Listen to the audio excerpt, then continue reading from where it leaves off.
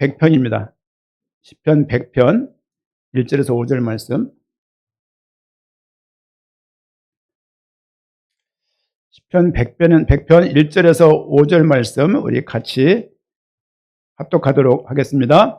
온 땅이여 여호와께 즐거운 찬송을 부를지어다. 기쁨으로 여호와를 섬기며 노래하면서 그의 앞에 나아갈지어다.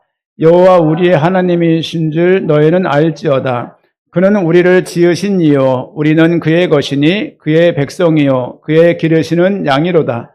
감사함으로 그의 문에 들어가며 찬송함으로 그의 궁정에 들어가서 그에게 감사하며 그의 이름을 송축할지어다. 여호와는 선하시니 그의 인자하심이 영원하고 그의 성실하심이 대대에 이르리로다. 아멘. 오늘 말씀을 준비한 배경은 뭐냐면요, 예배 공동체라고 말씀을 드렸는데 어떻게 예배하는 거지? 그런 생각입니다.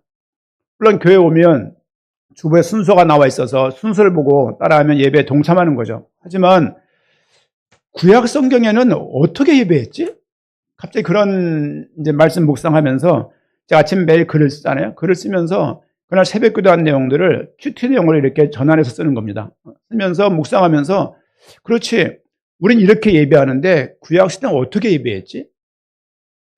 아니, 시편에 예배 때 드리는 찬양이 많아요. 예배 때 드리는 고백이 많아요. 왜 예배 때 드리는 시가 이렇게 구별되어 있지? 그런 느낌으로 묵상하다가 그렇지, 우린 무엇으로 예배하나? 어떻게 예배해야 되지? 오늘 말씀 제목은 본문 말씀을 따서 우리 하나님이신 줄 너희는 알지어다, 이렇게 말씀을 제목을 좀 잡았습니다. 3절 말씀을 제목으로 잡았어요. 우리 하나님이신 줄 너희는 알지어다. 여호와 하나님께서 우리 하나님이신 줄 알아가는 과정인 거예요. 그는 어떤 분이시냐? 3절 말씀에 우리를 지으신 분이시다. 창조주. 창조주 하나님을 찬양하고 있구나. 시편 100편은 특별히 예배 때 드리는 찬양 중에 하나입니다. 예를 들면 다윗이 고난을 회상하면서 그것을 찬양하는 시도 있어요. 또 어떤 시는 회개하는 시도 있어요. 근데 이 100편 같은 경우는 100편뿐만이 아니라 오늘 보게 될 시편 5편은 어떤 특징이 있냐? 예배 때 드렸던 시예요. 예배 때 드렸던, 공식 예배 때 드렸던 낭독이자 시이자 그들의 고백이었어요. 그러면 예배 때 그들이 찬양을 드렸구나. 찬양을 드릴 때 뭘 찬양했지? 그걸 좀 보고자 합니다. 3절 말씀 보니까 그는 우리를 지으신 이요 우리는 그의 것이니, 우리가 하나님의 소유라는 것이죠. 그의 백성이고 그의 기르시는 양이라고 우리가 어떤 존재인지를, 정체성을 정의하고 있는 거예요. 여호와가 우리 하나님이라는 이야기를 그들은 어떻게 알아갔지? 그런 생각을 좀 할 수도 있는 것이죠. 그러면서 5절 말씀 보니까 여호와는 선하시니 그의 인자하심이 영원하고 그의 성실하심이 대대에 이르리로다라고 말씀을 주고 있습니다.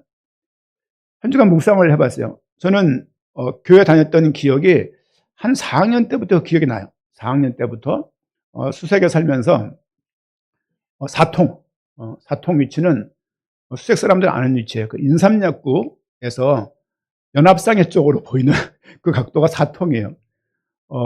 10집이 함께 사는 집이었어요. 그러니까 수도가가 펌프가 이렇게 있고 우물이 이렇게 있고 펌프에 우물이 있으니까 그 미음자로 지그자로 이렇게 집이 형성되어 있어서 안집은 저 가운데 살고 우리는 문간방 쪽에 살았던 것 같아요. 연탄을 떼면서 이렇게. 그때부터 교회를 나갔던 기억이 나요. 나갔던 어렴풋한 기억은 하드목으로 나갔던 것 같아요. 성탄절에 뭐죠? 성교학교 때 하드를 많이 주니까 그 당시 하드가 통했어요. 또 다른 전도지였으니까. 지금은 안 먹잖아요. 그래서 땡그랑 소리가 유난히 큰 곳이 있었어요. 그렇게 하다가 어떻게 그곳을 가게 됐고, 그 교회를 오랫동안, 제가 교회를 전도사가 되어서 떠날 때까지 떠나는 것이 너무 어려웠어요. 너무 어렵고, 그때 어떤 계기가 있었는데 그 계기 때 역할을 한 사람이 서미영 권사라고 권사인가 그 친구 역할이에요. 그 친구 모르고 있는데 아주 말을 안 듣는 거야, 이제. 그래가지고 그때 어떤 마음속에 울림이 있어서 전도사면 길을 떠나야 되겠다라고 오래 했던 모교를 떠나게 됐습니다. 그러면서 생각을 해보면 산동네에서 이렇게 내려와서 그 변전소 뒷길로 해서 호박밭길로 해서 우리 후배 휘거리네 골목을 통해서 석훈이네 골목, 휘거리네 골목, 그거 우리만 아는 단어예요. 그렇게 하면서 교회까지 가려면 최소한 1km 넘는 것 같아요. 4학년짜리가 5학년짜리가 여기서 서서울 호수공원까지가 1.1km예요. 한번 도원아 우리 봄 소풍 갈 때 여기 갈 거야. 멀지 않아요 걷기에 그러더라고요. 4학년짜리가 그 길을 걸어 다녔어요 예전에.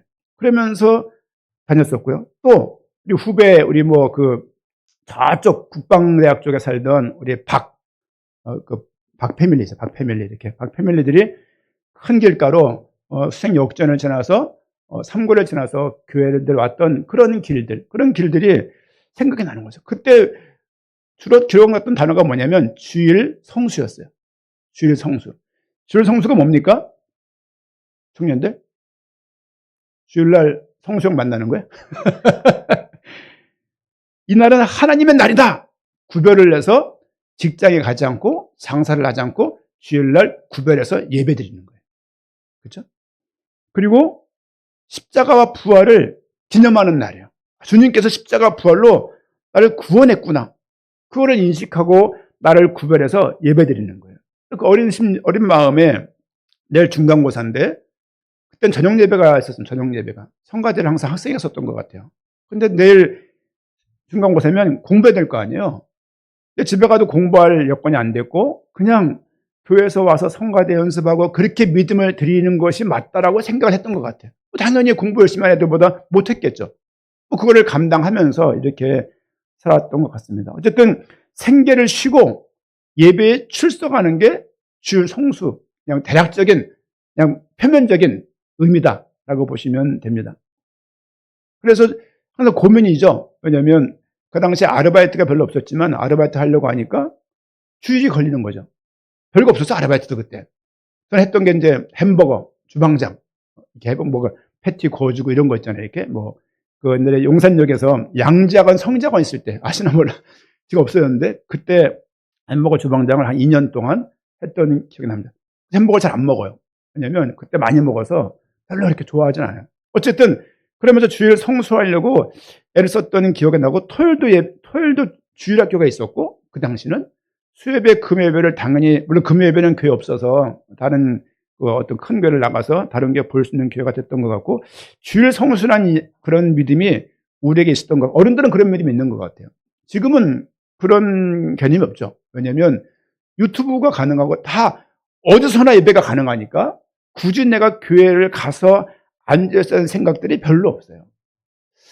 그러면서 이제 타협이 시작되는 겁니다. 타협이 시작되고 나중에는 예배 나가는 것은 컨디션 좋을 때 나가는 걸로 선택하고 말이죠. 지금도 이 시간도 예배를 드리면서 인터넷으로 드리고 있는 분들이 있을 겁니다. 그렇게 예배 드리면 안 됩니다. 누누이 여러 번 강단에서 말씀을 드리는데 교회 나가서 예배하고 기도하고 찬양하고 뭐가 있어야 돼요? 교제가 해야 돼요. 교제가 없으면 성화는 불가능해요. 그렇죠? 더러운 것들 이래가면서 안 나가고 혼자 있으면 더 더러워집니다. 여러분 어울리면서 다듬어져 나가는 거예요. 왜 부부를 허락했을까? 그냥 각각 살면 되지. 그렇죠? 어쨌든 가정이 교회입니다. 가정이 교회예요. 왜냐하면 에베소 6장을 보게 되면 부부 설명하다가 교회 설명하다가 교회 설명하다가 부부 설명을 해요. 이 이야기는 가정과 교회가 너무 맥락이 같은 거죠. 가정의 주인도 하나님이십니다.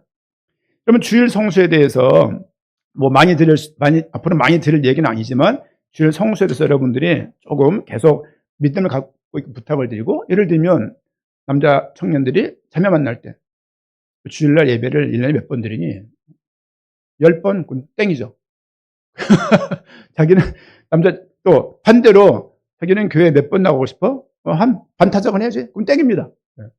그 땡 안 하고서 그냥 만나기 시작하면 나중에 정들어서 못 헤어져요. 어쨌든 간에 그 당시는 그런 마음이 있었어요. 그렇게 최소한 내가 누구 만날 때 기본적으로 예배는 다 드려야지. 이게 가지고 있는 연애 관이었던 것 같아요. 그래서 많은 조건들을 볼 수 있지만 서로가 포기하고 믿음 가운데 발라자를 택했던 것들이 이 자리에 모인 어른들의 생각이 아닌가 그런 생각을 듭니다. 구약 때는 예배를 어떻게 드렸습니까? 주로 제사와 절기와 안식을 중심으로 예배를 드렸어요. 제사는 제사장에 대표하는 거예요. 예를 들면 신약 성경 때 보게 되면 예루살렘에만 성전이 있잖아요. 그래서 어떤 거리가 먼 사람들은 못 가는 거예요. 못 가니까 그 인접한 사람들이 그러니까 성전 뷰, 성전 역세권처럼 성전에 가까운 사람들은 그 특혜를 누렸지만 멀리 있는 분들은 그걸 못 누리는 거죠. 그러니까 그들은 절기 때 가는 거예요. 순례길로 이렇게. 혹은 안식일 날 모여서 가정 자체가 교회 역할을 하는 거예요. 부모님이 자녀들에게 들었던 말씀들을 전달받았던 것들을 전수받은 내용, 기억을 더듬어서 또 많은 게 있는 게 아니라 율법을 지키는 게 그 당시는 예배였기 때문에 율법이 뭔지 전달을 해주고 그 내용을 풀어주고 삶에 적용해 주는 것이 예배의 중심의 내용이었습니다. 특별히 가정 중심의 제사는 제사장들하고 근접한 사람이 드렸으니까 내버려 두고, 절기는 특별한 거였으니까 내버려 두고, 또 7절기가 있잖아요. 가정 예배의 중심으로 한번 생각을 해보는 거죠. 초기에는 주로 가정에서 하나님께 집중하면서 안식일을 보냈어요. 많이 걸을 수도 없었고 무엇을 할 수도 없었고 가족이 함께 모여서 율법을 묵상하고 기도하며 찬양하는 것이 일반적인 구약에 있던 예배 형태입니다. 신약 때도 마찬가지죠. 그리고 포로기 이후에 어떤 일이 벌어지냐면 포로되어서 바벨론이 현대 이라크예요. 페르시아는 어디입니까? 페르시아? 지금? 페르시아가 이란이에요. 이란. 아주 막강한 나라였어요. 지금도 미국하고 이렇게 대적을 하잖아요. 이렇게. 이란이 페르시아고 이라크가 바벨론이에요. 이 바벨론 자체에 많은 사람들이 끌려간 거죠. 끌려가니까 성전에 나갈 수가 없잖아요. 절개 지킬 수 없으니까 거기서 특별한 형태의 예배 공간이 생겨요. 그게 회당이에요. 회당. 거기에 모여서 그 중에 잡혀온 레위인들이, 제사장들이 그 말씀을 전달하고 백성들이 모여서 함께 그 시온을 바라보면서 울면서 그들이 기도하는 거예요. 언제 돌아갈까? 그런 기도. 그렇게 예배가 연결되고 진행되었습니다. 3번 끌려갔어요. 3번 돌아오고 어쨌든 70년 동안 그곳에서 회당이라는 모양새가 성장하게 되었다. 그리고 구약에서는 특별히 안식일, 구약에도 있던 그 안식일 개념이 지금 우리 주일날 지키잖아요. 지금 안식일을 지킨다고 말하는 그 교단이 어디입니까? 교단이? 이게 안식교예요. 제7일 안식교. 그렇죠? 그래서 그들은 금요일날인가가 주일이에요. 토요일인가? 그래서 되게 이상하게 예배를 드려요. 그들은 예수님이 재림했다고 생각을 해요. 특이한 형태를 많이 가지고 있습니다. 어쨌든 안식일날 무엇을 했냐? 하나님과 관계를 회복하고 하나님을 경배하는 시간을, 관계를 회복하는 거예요. 하나님은 내 하나님, 창조주 하나님이시고 나는 주의 종입니다. 나 하나님의 자녀입니다. 혹은 하나님을 경배하는 시간을 가졌던 것을 볼 수가 있습니다. 한번 화면을 한번 띄워주시죠. 정리를 설명하면 길어갖고 이렇게 딱 정리를 해봤어요. 구약의 예배는 제사와 절기와 안식일 중심이었다. 꼭 기억하십시오. 우리 개인에게 와닿는 것은 안식일이에요. 그렇죠? 안식일은 어떻게 예배드렸냐? 제사를 했는데, 그러니까 성전에서는 제사를 드렸어요. 양 2마리를 잡는 거죠. 어린 양을. 그리고 곡식을 드리는 소제를 드렸다. 성전에서는. 그리고 율법을 낭독하는 거죠. 그리고 하나님 말씀을 낭독한 이유는 뭐냐? 하나님 말씀을 기억하고 계속 교육하려고. 주일날 우리가 말씀을 왜 전하냐? 하나님을 기억하고 교육하기 위한 거죠. 똑같은 맥락이죠. 그리고 기도와 찬양을 드렸습니다. 그래서 경배를 드렸는데 주로 그 핵심 단어가 영광이고 은혜였어요. 영광이라는 단어를 보면서 야, 이렇게 단어가 많았구나를 느끼는 거예요. 교회가 많은 걸 할 수 있지만 회개 중심의 교회, 아니면 전도 중심의 교회, 아니면 구제 중심의 교회, 치유 중심의 교회, 많은 걸 할 수 있지만 이 모든 것들이 하나님의 영광을 위한 것이 아니냐는 생각이 가슴에 박힌 거죠.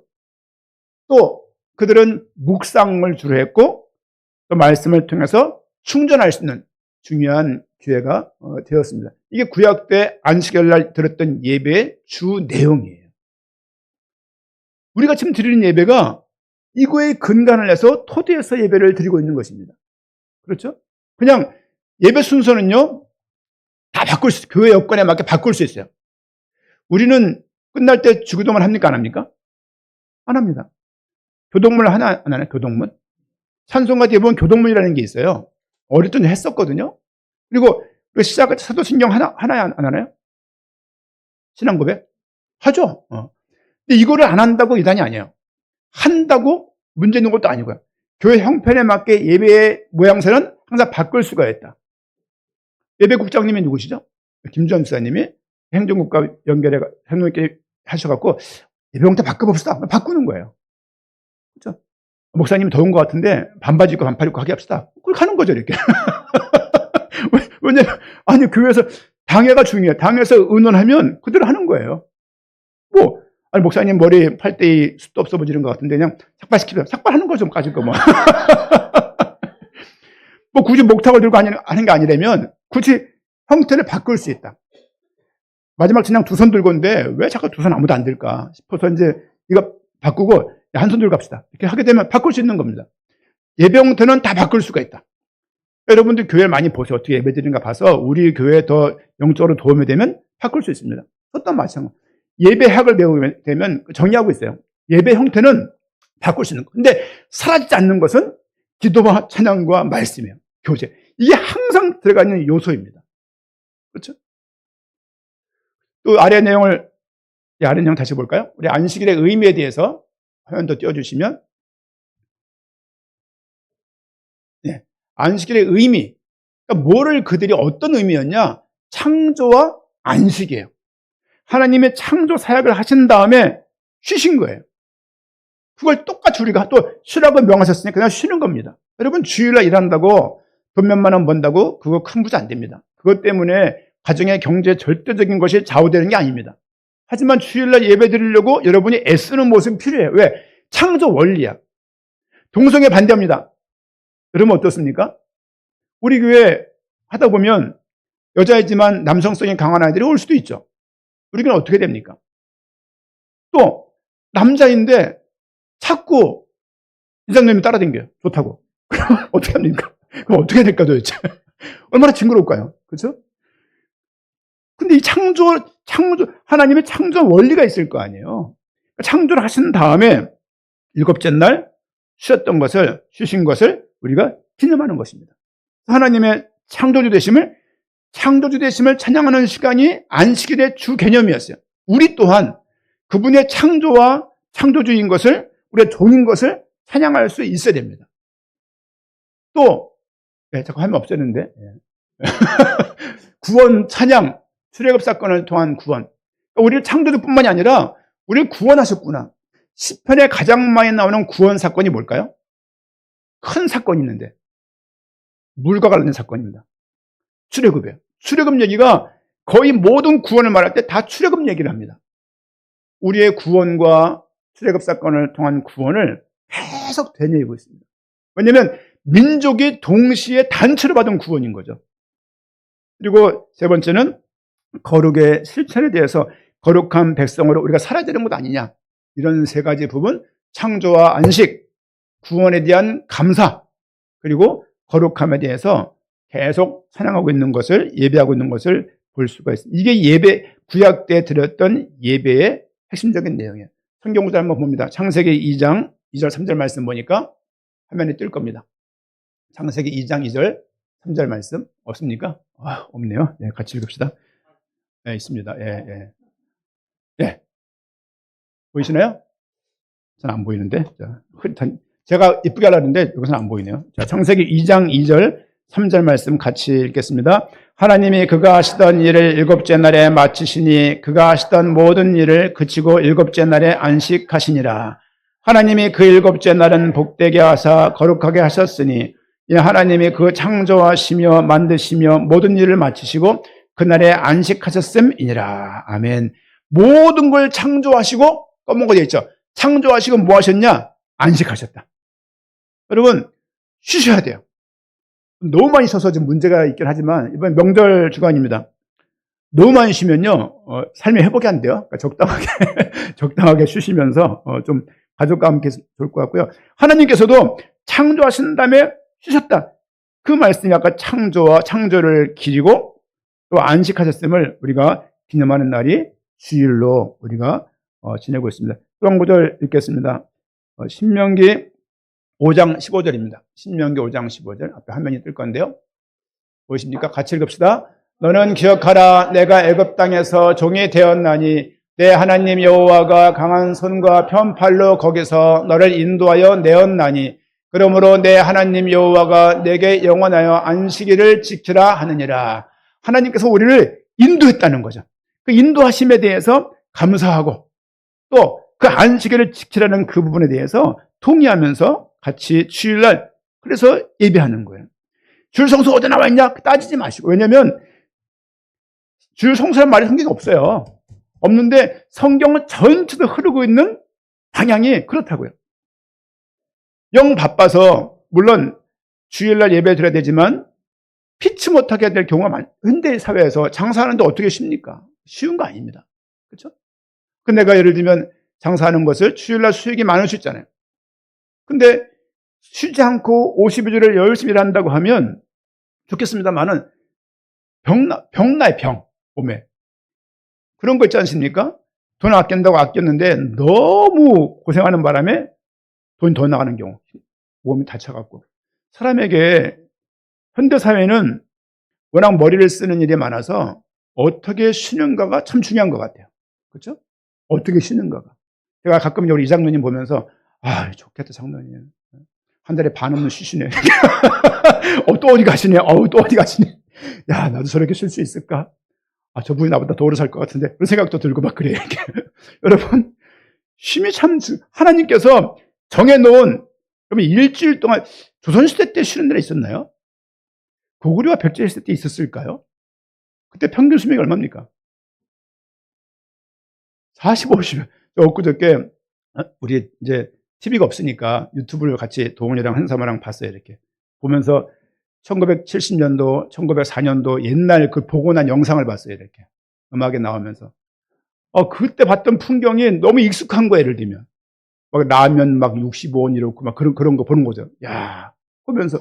그러면서 드는 생각이, 야, 시간이 너무 빨리 갔다. 근데 그때 60살인데, 61세인데 환갑잔치가 나오는 거예요, 이제. 야, 거의 노인 취급해요. 가운데 딱 앉아가지고 막 후손들 모여가지고. 제가 저럴 일인가? 아니, 60인데 저렇게 해야 될 일인가? 조명희 원사님이 한갑이 넘으셨어요. 알고 계십니까? 아가씨 같잖아요. 과한가요? 그리고 뭐 초기 아줌마 같잖아요. 막 오래된 아줌마 같지 않고. 그렇지 않나요? 그런 거죠. 청년들 지금 애띠게 앉아있지만 머지 않았습니다. 금방 늙어갈 건데. 여러분, 그걸 보면서 60인데 그런 거죠. 얼마나 우리 어른들이 새마을 운동하면서 혹독하게 살아갔습니까? 다 일찍 쉴만한 그때 덜크덩 병이 오고 덜크덩 병이 오면 어떻게 할 줄 모르고 그러다가 짧은 인생을 더 짧게 사는 부분들이 참 많다는 생각이 들어요. 여러분, 주일날 안식은 여러 가지 의미를 면해서 영적인 건강, 육신적인 건강도 포함된 것 같아요. 영적인 의미를 고사하고 그래도 이렇게. 여러분, 구약 때 이렇게 예배 드렸던 부분들, 특별히 오늘 시편 말씀을 좀 볼 건데요. 시편 말씀 보면 시편이 저 예배시. 예배 때 드렸던 공식적으로 정해졌던 시인 거예요. 우리가 사도신경을 공식적으로, 여러분, 신앙고백 사도신경이 바뀐 거 아시죠? 이런 문구가 아니에요. 근데 그 문구를 할 수가 없어요. 시찰의 노예를 가면은 막 그 안을 줘야, 다 목사 모였는데 신앙고백을 이렇게 적어줘요, 이렇게. 이대로 하라고. 한 명도 없어요. 다 그냥 눈 감고 하던 대로 하는 거지, 이렇게. 어쨌든 간에. 이런 것처럼 공식적으로 예배 때 불렀던 신앙고백이었다. 공식적으로 불렀던 찬양이었다. 어떤 게? 지금 볼 내용들이 그렇습니다. 시편 100편 3절 말씀 봅니다. 시편 100편 말씀 3절 말씀. 앞에 화면에 좀 3절 5절 말씀을 같이 읽을 건데요. 같이 한번 읽어보겠습니다. 여호와가 우리 하나님이신 줄 너희는 알지어다. 그는 우리를 지으신 이요 우리는 그의 것이니 그의 백성이요 그의 기르시는 양이로다. 5절입니다. 여호와는 선하시니 그의 인자하심이 영원하고 그의 성실하심이 대대 이르리로다. 보세요. 우리를 지으신 이시요 우리는 그의 것이고 그의 백성이고 그의 기르시는 양이다. 뭘 찬양하고 있냐면 창조주 하나님을 찬양하고 있는 거예요. 창조 하나님을 예배 때마다 하나님께 영광 돌렸다. 우리가 찬양을 고를 때 뭘 찬양할지가 답에 탁 나오는 거죠. 또 찬양을 내가 작곡을 할 때 어떻게 써야 될지가 나오는 거죠. 여호와는 선하시니. 하나님은 선하시대요. 하나님은 선하신데 우리는 너무 싸울 때가 많은 것 같아요. 영적 싸움 이렇게 말을 해가지고 그 말은 이해가 가지만 영적 싸움이 문제가 아니라 사람이 싸워지는 것 같아요. 사람이 싸워져가지고 복음을 전하는데 평안은 없고 막 눈이 막 그냥 이게 붙으려고 그래. 막 11자가 돼갖고 그런 경우를 한두 번 봤겠습니까? 저도 그랬는데. 여호와는 선하시니 그의 인자하심이 헤세드, 인자. 성경의 찬양의 시편에 굉장히 많이 나온 단어예요. 헤세드, 인자. 저기 인천 가면요. 헤세드 뷔페가 있어요. 깜짝 놀랐어. 딱 써 있는 거예요. 주의 인자하심을 딱 써 있길래 교인이 하나보다 알겠죠 이렇게.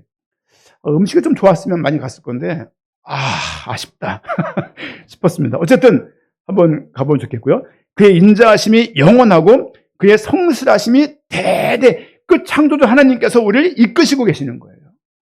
그래서 우리 본문 말씀에서 했던 말씀처럼 여호와가 우리 하나님이신 줄. 여러분 하나님이 여호와 하나님께서 우리 하나님이에요. 우리 하나님.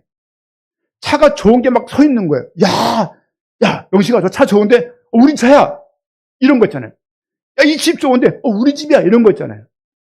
우리 하나님 내 하나님이라고요. 그렇죠? 더 잘하는 사람들의 더 하나님을 향해서 아주 열정으로 사랑하는 사람들의 그들의 특별한 소유된 하나님이 아니고 우리 하나님이라고. 우리 하나님. 손 듭시다. 우리 하나님이다. 내 하나님이다. 옆 사람이 부부면 손잡고서 당신 하나님이요. 그분이 내 하나님이요. 여러분 하나님이 우리 하나님이에요. 이거 하나만 있어도요. 살다 보니까요. 문득 그 친구들 대화 이렇게 듣잖아요. 친구들이 목사 그룹이 있고 일반 수색동 있던 있어요. 그 그룹들이 있어요. 한결같이 똑같은 건 뭐냐면 나이 먹고 나니까 나이 먹어 가는지 뭐가 이렇게 가슴이 자꾸 이렇게 후석부터 주저앉는다는 느낌이 있다는 거예요. 이렇게. 뭔지 모르게 갑자기 옛날에 안 그랬는데 그런 거 있잖아요. 그리고 옛날 몸 같지 않네. 그런 부분. 그저께 친구 선교사 한 명이 협착증 때문에 디스크 때문에 수술을 했대요. 저 수술은 안 될 건데 우리 권사님 보니까 안 하고 계시던데 저렇게 하면 될 건데 왜 저거 수술을 왜 했지? 한 친구는 아무것도 못하고 있어요. 아무것도. 그냥 한평생 몸이 건강할 줄 알았던 거야, 이게 보니까. 여러분, 우리 인생이 돈 좀 있고, 집이 있고, 차가 있으면 건강하게 살 것 같지만, 마음 무너지는 거 어떻게 막을 겁니까? 하나님의 도우심이 있지 않으면, 그 선하심과 인자하심이 영원한 거예요. 변함이 없으시고, 영원한 거예요. 영원한 남편이 어디 있어요? 변했잖아요. 영원한 아내가 어디 있어요? 변했잖아요. 정신도 변하고 몸도 변하고 장난 아니잖아요 지금 막 여러 가지로. 이게요. 여러분 주의 인자하심은 선하심은 영원하시대요. 내가 죽는 그 순간도 그냥 달랑달랑한 인자하심이 아니고 충만한 인자하심. 제 원워드 충만. 그렇죠? 그렇죠? 우리 교회가 충만하면 좋겠다. 어떤 열매, 결과, 목적을 향한 교회가 임팩트 있게 무엇을 해내고 결과치 해내고 성과를 내는 그런 교회가 아니라 이 복음이 얼마나 감사한지를 온 성도가 감사해서 알면 좋겠다. 그 생각합니다. 아침에 분명히 제가 오늘 점심 없다고 들었습니다. 찐빵 먹는 줄 알았어요. 현사만 바빠요. 주중에 계속 뭔가를. 또 가진다 그러고 가족에서 김밥을 한 차례 먹었어요. 먹었는데 또 갑자기 김밥을 한다는 거예요. 앞으로 교회에서 안 먹는다고 하지 마세요. 한참 주워 먹었어요. 가갖고 약밥도 해오셔갖고 없다고 한 날이 더 많아 뭐가. 그 마음이 무슨 마음이냔 말이에요. 여러분 이 감사한 마음이에요. 이게요 이런 것 때문에 한번 수시비 때문에 한번 그 폭발한 교회는요 이런 거 안 합니다. 돈 써 사 먹어 이러고 말지 이렇게. 저는 고생될까봐 사 먹자고 하는 왜냐면은 그 준비하면 또 제가 움직여야 되니까. 그렇죠? 말하던가 목사님 뭐 김밥 뭐하러 가야 돼요. 말하면 되잖아요. 빨래기에다가 김밥 해야 되는데 그런가 보다 했어요. 뭘 하다가 아우 뭐 사야 되지? 그리고 어디로 가야 되지? 그 말이 한두 번 들리면 제가 알잖아요. 31년 차는 아는 거예요. 내가 움직여야 된다고 해서 순을 보내는 거구나. 여자분들은 말을 저렇게 왜 하지? 저는 직선으로 말이 아는 타입인데 오랫동안 교육받다 보니까 알게 됐어요. 우리 지금 결혼 30년 안 되신 분들, 청년들은, 남자들은 귀담아 들어야 돼요. 여자분들 말은 또 다른 언어예요. 영어보다 어려워요. 이거 알기 어려워요. 알기 어렵고 잘 보지 않으면 그거 놓치기 쉽고, 그때부터는 이제 많은 여러 가지 불편한 일이 생긴다고 저는 경험해 왔어요. 여러분 어떨까 모르겠는데 어쨌든 명절날 조심해야 됩니다. 명절날 기분 좋아도 조심해야 되고 나빠도 조심해야 되고 그냥 무조건 예 되죠. 지금 시편 100편은 뭘 말하고 있냐면요, 창조주 하나님을 찬양하고 있어요. 이 시가 예배 때 공식적으로 들었던 시 중에 하나예요. 그렇죠? 시편 95편 8절입니다. 7절, 8절, 9절 시편을 펴놓고 보겠습니다. 시편 95편입니다. 시편은 한 편이 완성된 것이기 때문에 95장 이렇게 그 편이라 그래요. 1편, 2편. 마태복음 5장이라고 말하지만 시편은 5편 이렇게 읽습니다. 청년들 아시면 좋을 것 같고요. 시편 95편 7절, 8절, 9절 같이 읽겠습니다. 그는 우리의 하나님이시요 우리는 그가 기르시는 백성이며 그의 손이 돌보시는 양이기 때문이라. 너희가 오늘 그의 음성을 듣거든 너희는 무리바에서와 같이 또 광야의 마사에서 지냈던 것 같이 너희 마음을 완악하게 하지 말지어다. 그때 너희 조상들이 내가 행한 일을 보고서도 나를 시험하고 조사하였도다. 무리바와 마사라는 말이 나와요. 이게 무슨 말이냐면 시내산 근처에 왔는데 먹을 물이 없는 거예요. 그래서 그거 가지고 막 시시비가 벌어지고 하나님께 막 항의하는 거예요. 모세에게 막 다투어서 물이 어딨냐고 지금 계속 막 쪼는 거죠, 이렇게. 이게 무리바에서와 같이 또 광야의 마사에서 같이 두고 온 출애굽기 17장에 나오는 내용들인데요. 출애굽기 17장 말씀 보면은 이 무리바와 마사에 대해서 나옵니다. 그 장면이 어디에 나왔던 장면이냐면 아말렉 전투 앞에 있던 얘기들이에요. 아말렉 전투가 어떤 전투냐면 아말렉군하고 이스라엘 백성하고 싸움이 벌어진 거예요. 싸움이 벌어졌을 때 아론과 아론은 모세의 형이고 훌은 모세의 누나의 남편이에요. 매형과 형이 손을 들면 산에 올라가서 이렇게 들고 하면은 전쟁에 이기는 거예요. 팔 아파 내리면 지는 거예요. 그래서 아론과 훌이 와서 돌멩이 얹어놓게 하고 팔을 잡아줘요. 그래서 싸움에 이겼더라고 해서 나온 단어가 뭡니까? 그게 여호와 니시예요. 여호와 니시가 거기서 나오는 거예요. 여호와가 승리의 깃발이다. 여호와는 승리를 주신다. 거기서 나온 거예요. 근데 아말렉 전투에서 이 응답 앞에 어떤 일이 있었냐? 백성들이 하나님을 향해서 항의하고 모세한테 투정 부리고 그를 향해서 막 쪼고 계속 푸시하는 그런 장면인 거예요. 너희가 그런 모습이 있었다고 말하는 거예요. 하지만 그렇게 불평하고 불만했지만 결국 하나님은 너희를 도왔다는 거예요. 그런 의미에서 승리에 대한 찬양. 부족하지만 하나님에게 항의를 하고 불순종했지만 돌보시는 그 하나님의 인자하심과 승리하심에 대해서 찬양하는 시가 이 시예요. 이 내용들을 예배 때 들었다는 거죠. 그렇죠? 창조주 하나님에 대해서 승리의 구원하심에 대해서. 왜? 그 속에서 여러분 생각해 보세요. 전쟁이 난다는 얘기는 사람이 죽는 거 아니에요. 죽는 걸 보고 있는데 팔을 내릴 정도로 팔이 아픈 거죠, 이게. 들 수가 없으니까. 그 가운데 사람이 막 죽어나가고 이스라엘 병사가 죽어나가고 창에 찔리고 그걸 보면서도 팔을 내릴 수밖에 없는 거죠. 그런 문제 가운데 하나님이 승리를 주셨다. 승리를 찬양하고 있는 시가 시편 95편입니다. 한 구절 또 봅니다. 시편 96편입니다. 시편 96편 1절에서 4절 말씀 같이 한번 읽겠습니다. 새 노래로 여호와께 그는 기이한 일을 1절이죠. 96편 다른 거 보고 있네요. 제가 같이 읽읍시다. 새 노래로 여호와께 노래하라. 온 땅이여 여호와께 노래할지어다. 여호와께 노래하여 그의 이름을 송축하며 그의 구원을 날마다 전파할지어다. 그의 영광을 백성들 가운데 그의 귀한 행적을 만민 가운데 선포할지어다. 여호와는 위대하시니 지극히 찬양할 것이요 모든 신들보다 경외할 것이며. 아멘. 만국의 모든 신들은 우상들이지만 여호와께서는 하늘을 지으셨다라고 말하고 있고, 만국의 족속들아 영광과 권능을 여호와께 돌릴지어다. 여호와께 돌릴지어다라고 말하고 있습니다. 어떤 분이시냐? 하나님의 위대하심에 대해서 찬양하는 거예요. 인자와 성실하심에 대해서, 구원에 대해서 찬양하고 있는 것을 이 시편 96편에서 볼 수가 있습니다. 특별히 96편은 명령이 많아요. 뭐 할지어다, 찌어다는 말이 굉장히 많이 말하고 있습니다. 큰 소리를 외쳐서 기쁨과 그 승리함을 큰 소리로 환호하면서 찬양하려는 거예요. 언제? 예배 때.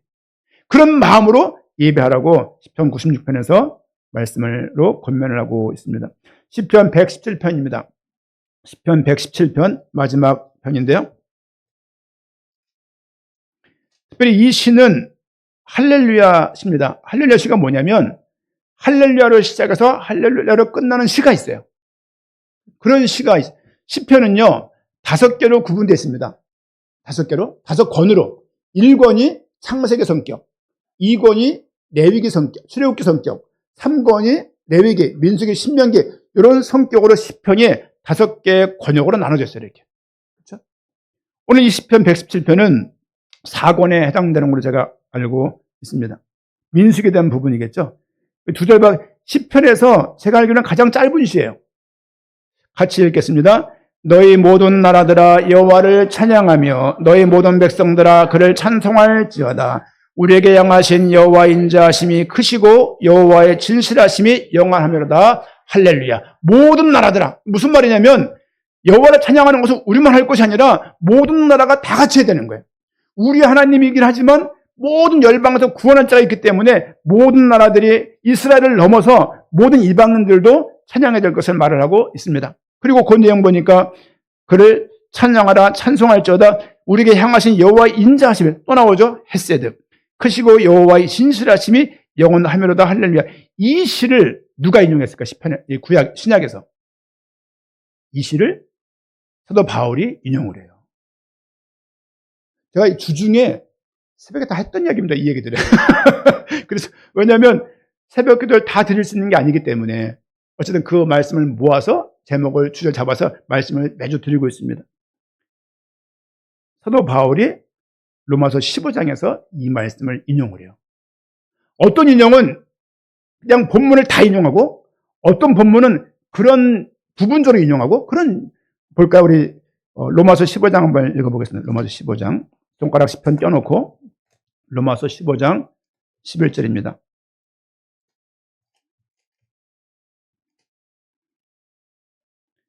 구약 성경을 제일 많이 인용한 신약 성경이 있다면 로마서입니다.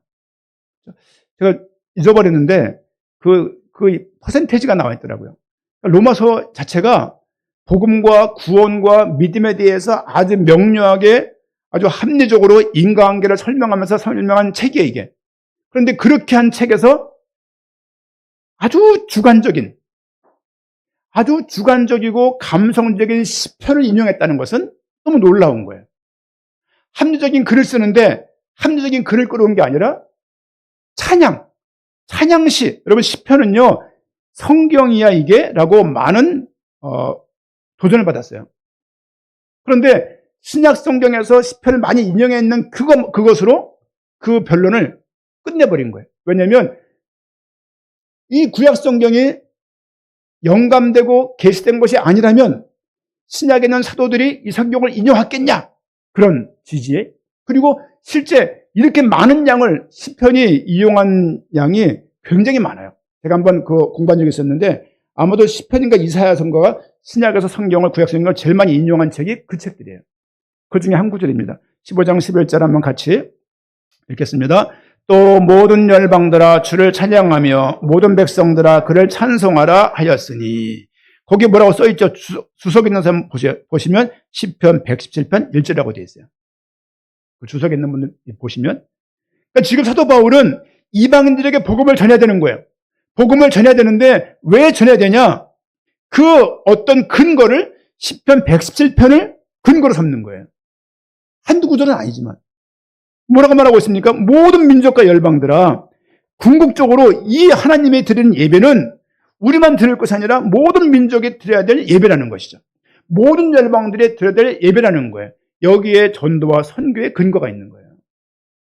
그냥 전도합시다 이게 아니고, 세계복음화 그게 아니고, 그 근거들이 이런 곳에 있다고. 그들은 이 예배를 함에 있어서 우리만 예배 드리는데 족하지 않고 하나님께서 모든 열방들에게 복음을 전하기를 원하셨구나. 이것을 예배 때 찬양하는 거예요. 그렇죠? 나만 살리신 것이 아니고 모든 자를, 사실은 우리 2월 16일 날부터 20일까지 선교비전 캠프를 갑니다. 개척교회 목사로서 뭘 가. 그냥 좀 쉬고 넘어가. 다음부터 하면 되지라는 마음이 있어요. 그럼에도 불구하고 이 청년들 잘하고 있잖아요, 지금. 어쨌든 간에. 어떤 청년들한테 우리 교회가 개척교회지만 이 교회는, 모든 교회는 선교적인 교회가 돼야 돼요. 선교만 하는 교회가 아니라 선교적인 교회. 기본적으로 나를 부르신 것도 누군가 전도와 선교 활동을 통해서 여기까지 온 거예요. 그렇지 않습니까? 우리 잘할 때 그 앞에 있던 박검 선생님이랄지 조석순 선생님이랄지 맞나? 동명이 형이랄지 그 성수 형이랄지 광원 형이랄지 이런 많은 형들과 선생님들에 의해서 복음을 듣게 돼 여기까지 온 거예요. 우리에 의해서 누군가가 또 이 복음을 듣게 된다는 얘기죠. 그런 측면에서 하나님은 우리 하나님이시지만 모든 열방의 하나님이시다. 그걸 지금 찬양하고 있는 게 시편 117편입니다. 복음은 온 열방을 향해 전달돼야 돼요. 그런 의미에서 교회가 기본적으로 양심으로 해야 될 일이 아니냐. 다음 세대를 두고 본격적인 도전과, 아니면 늘은 아니지만 비정기적으로 현장을 돌아보고 청년들 마음속에 이들이 복음이 들어가고 선교가 들어가는 그런 기회를 가져야 되는 것이 목사가 해야 될 거 아니냐 생각이 드는 것이죠. 가서 선교지를 가볼 거예요. 먼 거리라서 좀 가까운 거리로 가서 두 군데를 이렇게, 시간이 짧아서 이 팀이 화요일날 들어오니까 짧아서 많이 못 가요, 이렇게. 그리고 갔다 오면 하루 반 걸리는 거리도 있어요. 근데 갈 수가 없으니 근처에 가는 거죠. 저곳에서 저 선교사님들이, 지금 가는 선교사님은 사모님이 당뇨가 심하셔갖고 발바닥을 다 긁어냈어요, 이렇게. 그래가지고 지금 안양에 사세요, 이렇게. 사모님이 들어와 계시고 애들이 다 들어와 있고 딸 하나만 있는 거기에. 그거를 관리하기도 쉽지 않지 않습니까? 이게 아무리 그 아떼분들, 이게 뭡니까? 가정부 같은 분들이 다 해주긴 하지만 가족 다 떠나고 혼자서 그걸 지키고 계신 거예요, 이렇게. 그러면 건물도 커요. 우리 몇십 배 돼요. 근데 이제 그 쉽지 않은 거죠, 이제. 근데 저런 곳을 자꾸 이제 교도하면 떠오르는 거죠, 이렇게. 왜냐면 그냥 외면하고 싶은데 목사가 하나님 주시는 말씀과 그 부분들을 환상을 보는 것은 아니지만 저거 당연히 돌봐야 되는 거 아닌가. 우리가 뭘 도울 수 있겠습니까? 하지만 개척교 출발하면서 특별히 기도하고 있는 선교지가 없잖아요. 그러면 모르는 곳에 갈 수도 없고 아는 곳에 가야 되는데, 아는 곳에 한번 가보는 거죠. 그때 좀 학교 FJ 수준으로 봤었는데 좀 선교지를 두고 장로중 가면 좋아요. 장로중 가면 딱 좋겠는데 상황이 안 되니까 지금 평일이라서 어렵지만 어쨌든 가서 그런 상황. 또 두 분 정도는 또 우리 교회 담긴 분은 아니세요.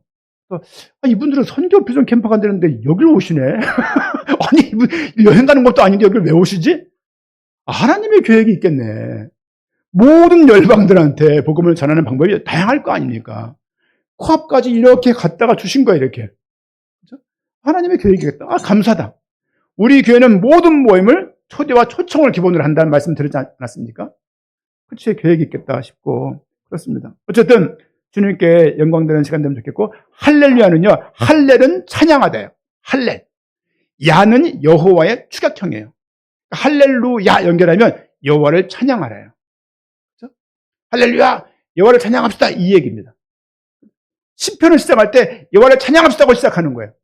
왜? 모르는 사람 찬양하는 게 아니라 이렇게 예배 드리는 거거든요. 여러분 아침에 일찍 모는 찬양 팀부터 시작해서 모든 성도들이 교회문 기도하세요. 기도하시고 하나님을 찬양하면 좋겠다. 오늘 예배를 통해서 찬양 시간이 짧지만 이 예배를 통해서 하나님의 구원을 창조주이심을 찬양하고 구원을 찬양하고 승리를 찬양하고 인도하심을 찬양하고 인자하심을 찬양하고 모든 열방들이 이 복음을 알면 좋겠다는 그 믿음 가지고 이거 하는 겁니다. 우리 근래 예은이가 어떤 그 영상을 만들었어요. 제가 너무 그 잘 만들어갖고 저한테 이렇게 올렸어요.